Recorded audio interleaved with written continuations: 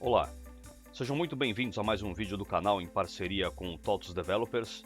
Acesse developers.totus.com para conhecer as mais diversas tecnologias utilizadas na TOTUS e também ficar antenado com nossas vagas, meetups, vídeos, podcasts e muito material bacana compartilhado por colegas e parceiros.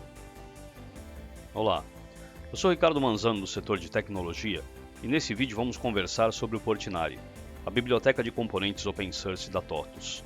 Aqui eu vou demonstrar principalmente os componentes de formulário e vamos falar também um pouquinho sobre o consumo de serviços REST. O Portinari é compatível com o Angular, então quem já conhece um pouco sobre esse framework não vai ter dificuldades de lidar com ele. Eu vou deixar nas descrições um post do Medium onde eu tenho todo o material de apoio. Esse vídeo vai ser baseado em um exemplo, como todos os outros que eu já fiz, mas eu vou deixar um link nas descrições para que você possa iniciar um projeto do zero.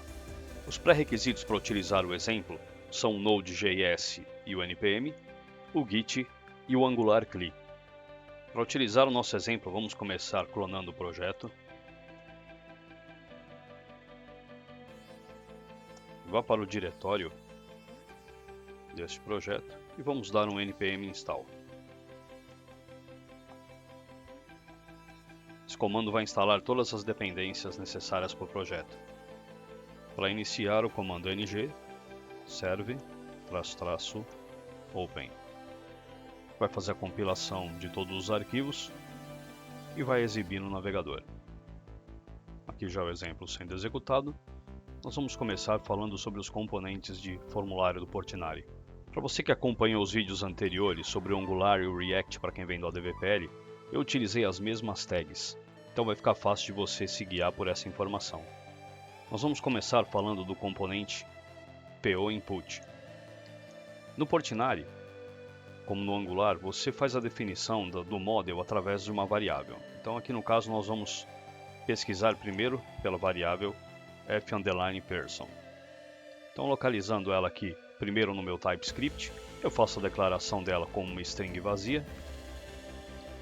Aqui no onClick Submit, no momento em que eu apertar o botão inserir, eu vou fazer a inclusão de mais um item no vetor, que eu vou mostrar para vocês daqui a pouco.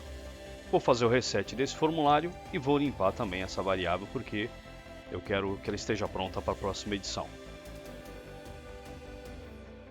No próximo ponto é a validação de formulário. Na verdade, esse valideform apenas eu vou fazer a verificação se foi preenchido algum dado para fazer a habilitação do botão inserir, que eu também vou falar mais a respeito quando eu estiver falando do componente PO_button. Continuando aqui, aqui a construção do template para os itens que vão ser inseridos aqui na parte de baixo, e na construção do componente no HTML, eu tenho algumas informações importantes aqui. Então, essa classe POMD5 significa que eu vou utilizar 5 espaços da minha página. Eu vou falar isso no próximo ponto quando eu estiver falando de layout. Aqui eu estou definindo o nome e o ngModel deste meu componente, ou seja, sempre que eu fizer alguma interação de digitação no componente, isso vai ser refletido no TypeScript para que eu possa achar essa informação facilmente. Aqui eu defino o ícone, no caso eu estou usando o ícone de usuário, vocês estão vendo aqui. O pclean, ele vai habilitar esse botão. Caso eu não queira essa ferramenta, basta eu suprimir essa informação. Quando eu clicar aqui, eu vou limpar o valor do campo. Eu estou dizendo que ele é requerido. Aqui a label que vai ser exibida em cima do campo. A quantidade máxima de caracteres que eu tenho. E aqui é uma função que vai ser disparada sempre que eu entrar no campo. Então, essa função vai basicamente mostrar no console a informação que eu inseri aqui. E como eu comentei, eu vou abrir um parênteses aqui para a gente falar um pouquinho sobre o layout. Então aqui eu inseri esse trecho para demonstrar para vocês. Então aqui o primeiro componente eu vou utilizar 1, o segundo 2, o terceiro 3 espaços e o terceiro aqui eu estou utilizando 6. Então aqui eu estou formando 12 espaços para a construção dessa minha linha. Quando eu utilizo a classe PORow, eu vou criar uma nova linha. E aqui eu fiz o inverso. Eu utilizei primeiro 6 espaços para o primeiro, aí 1, 2 e 3 para a segunda linha. O importante para se entender desse layout é que ele é responsivo. Então conforme eu for mexendo o tamanho aqui da tela, ele consegue fazer esse ajuste. Então, para vocês montarem o formulário, vocês têm que ter em mente, vocês têm 12 espaços e vão colocar esses espaços de acordo com o layout que vocês querem montar para o seu formulário. Voltando para o nosso exemplo, agora eu vou falar do componente Date Picker. Ele é um componente de calendário. Então, da mesma maneira que o fPerson, eu faço a declaração de uma variável que eu vou utilizar para ele, e são os dois campos que eu vou utilizar aqui no meu preenchimento. Fazendo uma inserção para vocês verem, eu vou simplesmente montar um subcomponente aqui embaixo. E a construção dele é bastante simples. Utilizei 2 espaços dentro do layout para ele, declarei o ngModel, também a limpeza de campo e defini a sua label. O componente POSwitch, ele permite aqui a seleção de on e off dentro de uma variável. Também é um componente de construção simples. O importante aqui é que se eu quiser colocar uma label nele para quando ele tiver on ou quando tiver off, eu posso fazer isso baseado nessas duas informações. E obviamente, caso vocês tenham alguma dúvida sobre a utilização de algum dos componentes, a documentação do Portinari está aqui para ajudar vocês. Nesse momento, como a gente está falando do switch, se eu ver aqui, eu tenho muita informação útil com exemplos simples e até alguns mais complexos de como fazer a utilização de cada um dos nossos componentes. Agora nós vamos falar de dois componentes, o POCombo e o POSelect. A diferença básica entre eles é que o combo eu consigo fazer a digitação dentro dele, então me ajuda a fazer a busca. O POSelect não. Como o nome diz, eu consigo apenas fazer a seleção dentro dos itens que eu tenho aqui para o componente. Para fazer a construção dele, eu vou precisar de um array do tipo POSelectOption, que eu fiz a nomeação dele aqui como SelectOptions, e como eles têm a mesma estrutura, eu posso utilizar aqui na tag POOptions a mesma variável, tanto para o meu combo quanto para o meu select. Então, quando você tiver dúvida sobre alguma estrutura que você for utilizar, aqui no caso o POSelection, basta você vir no componente dele, aqui eu vim no POSelect, localizei aqui o POSelectOption, e aqui eu tenho a informação que eu preciso para esse componente, que é a label e o value, que eu preenchi aqui. Os próximos dois componentes são o POPassword e o PONumber. Já são autoexplicativos, então eu tenho a digitação de senha e o segundo, a digitação unicamente de caracteres. Os próximos dois são o POEmail e o POURL. O interessante desses componentes é que eles já fazem a validação automaticamente, então você não precisa se preocupar com a validação, ele já vai mostrar para você em vermelho, dizendo que está errado. Agora fez a validação, e a mesma coisa com a URL. O componente POUpload permite que você selecione um ou vários arquivos dentro da lista e faça o envio desses arquivos.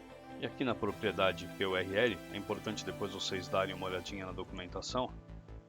Aqui é necessário o preenchimento da URL onde que vai ser feita a requisição dos arquivos que nós vamos fazer a carga. Os próximos dois são o Radio Group e o Checkbox Group. Eles também têm um construtor parecido, onde eu faço a declaração do array de radios e do array de checkbox. Então aqui eu tenho seleção de uma única opção e aqui de múltiplas opções. O componente MultiSelect tem um construtor praticamente idêntico, mas a utilização dele é um pouco mais inteligente. Eu consigo selecionar vários itens e também deletar eles de maneira mais simples. O componente TextArea me permite fazer a inserção de múltiplas linhas. E por fim aqui o componente POButton. Eu tenho aqui no construtor dele o que vai ser disparado quando eu der o clique, que vai me chamar o onClickSubmit, e o Disable, que vai chamar essa função, que vai sempre fazer a verificação cada vez que eu alterar qualquer status aqui dentro do meu formulário. Então se eu digitar qualquer coisa aqui, ele vai fazer a liberação do pressionamento do botão. Então agora, dando uma última navegada sobre esse formulário, vamos inserir as informações.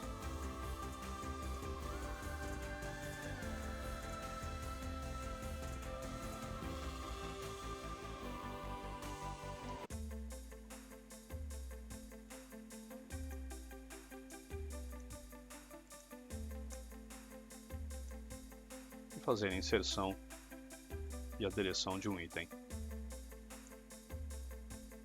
Agora a gente vai falar um pouquinho sobre o REST, e que eu vou partir do princípio que você já conhece um pouco sobre esse assunto. Eu não vou entrar muito a fundo na arquitetura do REST. Eu criei aqui um servidor bastante simples, com os principais verbos aqui, já utilizando o Express. Então tem um post, um get onde eu vou listar todos os itens, um get onde eu recebo um ID que eu vou listar um único item, eu já vou demonstrar para vocês, e um delete para fazer a deleção, tudo baseado em um vetor inicial, que é esse vetor data. Então, para vocês utilizarem o projeto dentro da pasta Niveros Portinari, vocês têm aqui o projeto. Vamos dar um npm install nele. Deixa eu repetir que eu estou sem permissão aqui. Coisas de Linux. Agora, para levantar esse serviço, vou dar um node index.js. Vou deixar aqui em cima para eu fazer a listagem. Aqui, nós já vamos falar daqui a pouco de como consumir isso. Aqui é o serviço, como ele funciona em seu back-end. Aqui eu vou inserir um novo registro.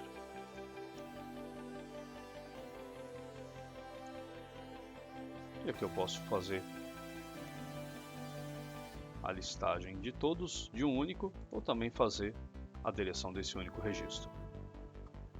Uma informação importante quando você for consumir um REST é que na arquitetura do Angular todo o acesso aos dados, e o REST é um deles, deve ser feito a partir de um service. Todo esse serviço é delegado a um service.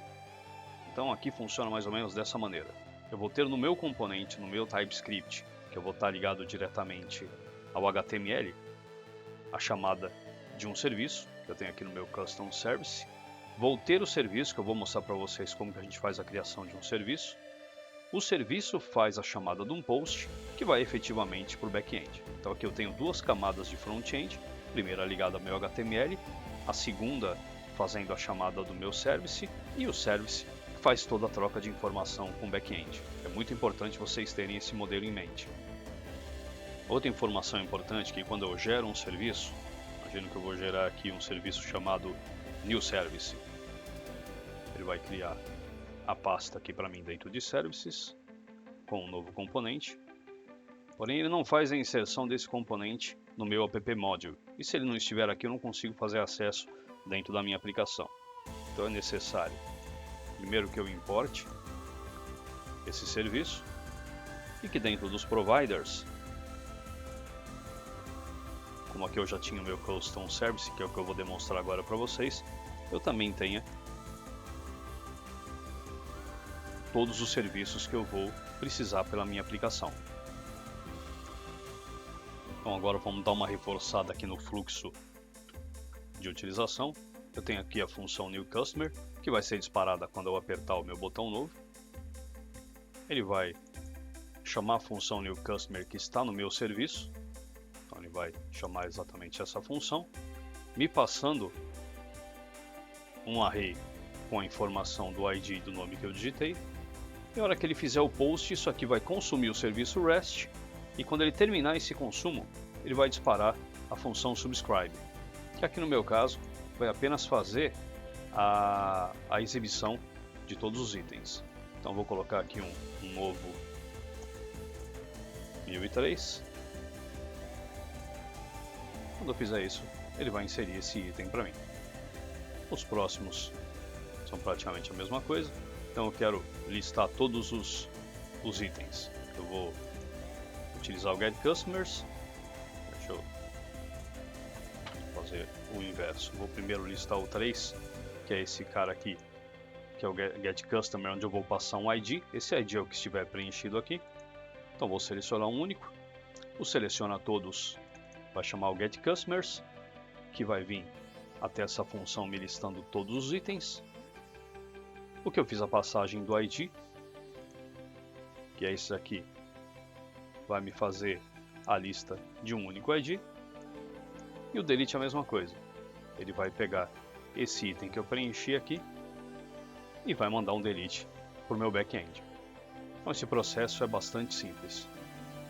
Então, o REST vem sendo largamente usado com o THF, e o THF, para quem não sabe, é a versão corporativa do Portinari, que a gente usa internamente na TOTOS. É praticamente impossível você hoje fazer essa integração entre essa camada HTML e o RP sem fazer a utilização do REST. Então esse exemplo vai ajudar bastante quando vocês precisarem fazer as suas integrações. Como vocês perceberam, o Portinari tem a sua própria paleta de cores, mas é possível você utilizar a paleta de cores da TOTOS oficial nesse projeto. Para fazer isso, nós vamos fazer uma alteração no angular.json, mas primeiro nós vamos instalar o tema azul da TOTOS. Esse é o comando. Lembrando que toda essa informação vai estar lá no post do Medium, então vocês não precisam se preocupar. Terminada essa instalação, eu vou substituir o styles por esse novo, que eu também vou deixar lá no post do Medium. Salvo. E aí eu preciso reiniciar o meu serviço Angular. E a partir desse momento, eu já tenho aqui a paleta de cores oficial da TOTOS. Bem, como eu comentei com vocês, tem muito mais material sobre o Portinari no site Portinari.io. Eu recomendo que vocês leiam. Tem bastante coisa interessante, muitos exemplos para vocês brincarem. Eu acho que essa é a parte mais importante de toda a documentação, principalmente de frameworks HTML. E como sempre eu torço para que esse material seja útil para vocês. E eu espero vocês no próximo vídeo. Até mais!